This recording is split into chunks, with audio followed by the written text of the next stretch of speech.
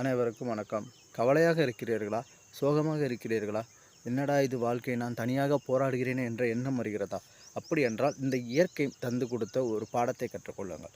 ஒரு பறவையை பாருங்கள். அந்த பறவை கூட்டாகத்தான் தனக்கு தேவையான உணவுகளை உண்ணும்போது பார்த்திருப்பீர்கள். ஆனால் சில பறவைகள் தனியாகவும் உணவுக்காக போராடி கொண்டிருக்கும். இதற்கான அர்த்தம் என்னவென்றால், ஒவ்வொரு பறவையும் தனக்கு தேவையான உணவை தானே தேடிக்கொள்வதற்கான ஆற்றலை பெருக்கிக் கொள்கிறது.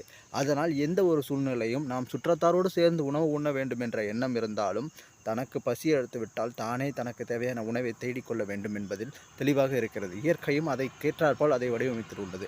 ஒரு உதாரணத்திற்கு சொல்ல வேண்டுமென்றால், சிறு பறவைகளாக இருக்கும்போது அதனுடைய இறக்கைகள் விரியாமல் பறக்காமல் இருக்கும்போது தாய் அதற்கான புழுவை கொண்டு வந்து கொடுக்கும். ஆனால் ஒரு குறிப்பிட்ட காலத்திற்கு அப்புறம் அந்த பறவைகளை புழுவை தேட ஆரம்பித்துவிடும். அதுபோல நீங்கள் தனியாக இருக்கிறீர்கள், சோகமாக இருக்கிறார்கள் என்று எதிர்பாரார்கள். பிரச்சனையிலிருந்து தீர்வு காண்டு வெற்றி பெறுவதற்கான வாய்ப்பை உள்ளுங்கள். அந்த ஆற்றல் உங்களிடமே உள்ளது என்பதை புரிந்து கொள்ளுங்கள்.